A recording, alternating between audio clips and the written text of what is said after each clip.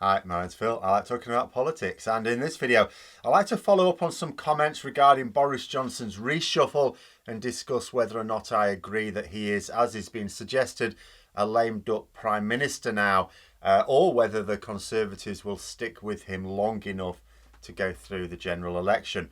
But first, if you'd like to be notified of daily news and politics, please subscribe to the channel and click the bell notification icon.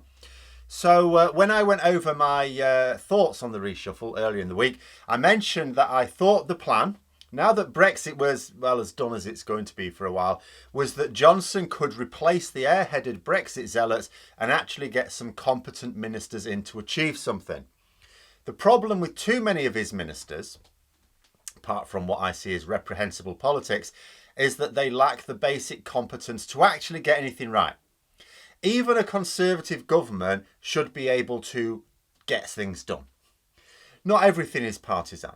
There are basics of government that we can mostly agree on, but they don't even get that right. But Johnson didn't use his reshuffle to promote intelligence over Brexit dogma. He just swapped out some idiots for some morons. For example, Nadine Dorries is now Culture Secretary. She was so thick that one of her complaints about Brexit is it meant that we no longer had any seats in the EU Parliament. What do you mean leaving the EU means we have to leave the EU? That is the calibre of someone he actually promoted. I saw someone commenting that Johnson is seen as a lame duck Prime Minister by some insiders. That means people, within the Whitehall machinery, within the Conservative Party indeed. He is the lamest of ducks in some ways. Never mind that rubbish about him wanting another 10 years as Prime Minister. He might not have 10 more weeks if the polls continue to tumble for his party. Not that I'm saying the polls will continue to tumble right now. There are a few factors at play. First, this reshuffle may be enough to convince the public that Johnson accepts the cock-ups and is sorting things out. There will be those who give him the benefit of the doubt. All very depressing, but it's how things work. Reshuffles can be just a way of resetting your relationship with the public. The second factor is the opposition. The fall in popularity of the Conservatives has largely come about due to their failures in government. It's almost an I'd rather vote for the unknown than keep this shower in office. Then third, and this is the prospect of a very early general election. A very early general election. The problem for the Conservatives is they are not going to deliver on the promises that they actually got people to vote for them. If you look at their manifesto, absolutely there are things in there they're doing. They are delivering on the fascist agenda that was in their election promise, like attacking our democratic institutions. They're on with that, full steam ahead. But people weren't voting for that. People weren't voting Tory because, I don't like the independence of the judiciary. People were voting to get Brexit done and move on. That's not happening. And I mean ever. And I don't mean because people like me won't let it go, but because the government won't let it go. They are still arguing the toss over treaties that are signed into law now. That's nothing to do with Remainers. They promised to level up, invest in infrastructure. This is also not happening. Failure to deliver these things can sink the Tories. But if they trigger a very early general election, they will claim that, of course, we're on track for fulfilling these election promises we made in 2019. Oh, yeah, they're all on track. By 2024, absolutely, they'll all be in there. They just haven't arrived yet. So you need to keep voting Tory to keep them on track. And therein lies the danger. If the Conservatives were to aim for, say, a 2023 general election, it does not seem reasonable that Johnson could keep his position. But we're getting the strongest possible impression that the Tories are rushing to get their anti-democratic legislation through Parliament really quickly and then intend to trigger a general election very soon. You couldn't rule out this year, but that's much less likely than next year. And if there is any respite in the polls at all for them, any at all, it will give Johnson the time he needs to do this, and then once that election campaign is triggered, his party will have no choice but to rally around him. They can't get rid of him then. And if he wins, he wins another majority, he will be secure for another 2 or 3 years easy because they'll not worry about it until the next general election is coming up.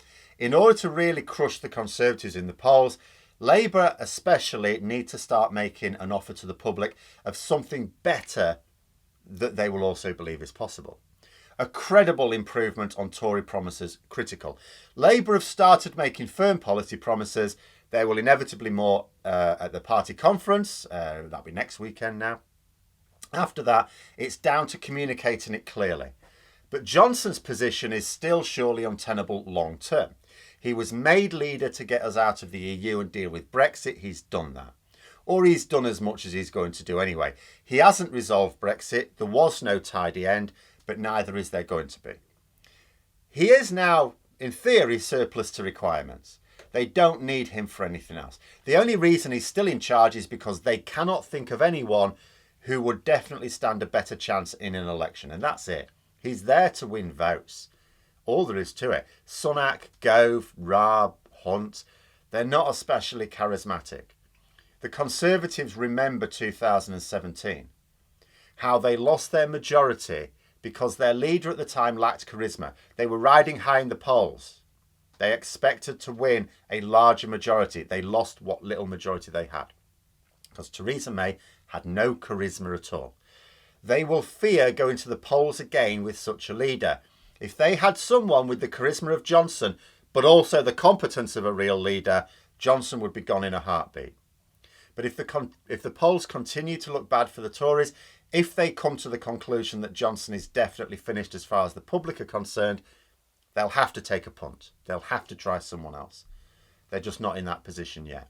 So Johnson is hoping that maybe getting some competence into government will help restore his fortunes. But this reshuffle of Johnson's was clearly still about prioritising loyalty over competence. There are competent Tory MPs available for these posts. Yes, it's a much more limited pool due to the purge in 2019, but there are still some that exist. There are even a couple still in cabinet. That Johnson didn't go for more of them is a clear sign of weakness.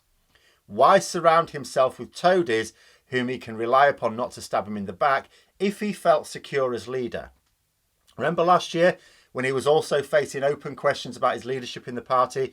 Dominic Cummings leaked information that Boris Johnson was planning to step down next spring because he couldn't afford to live on the prime ministerial salary of 5 times the national average. Well, spring came and went. We're now headed to autumn of that next year. He's now talking about wanting another decade in charge. None of this, I can't afford a nanny nonsense. It was all just a ruse, I said at the time. Tories don't like assassinating their leaders, or at least they don't like to be seen to. So any move that convinces them that they don't need to, that their intended victim will just jump of their own accord, works. They go, okay, that's fine, you just resign then. They'll give you time, no problem. And it did work. But the only explanation for failing to increase the average IQ of his cabinet can only be because he fears the questions are going to get louder again. They're not public yet.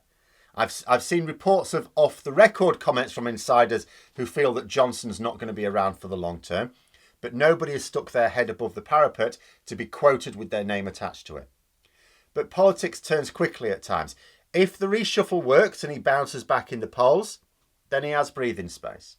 If it doesn't, and the Tories are behind in 3 weeks during the Tory party conference, then it could get sticky. But those are my thoughts. Let me know yours in the comments below. Hope you found the video interesting. If you did, don't forget to click the like button. If you'd like to support the channel further, please also click the Patreon link for details. And until next time, I'll see you later.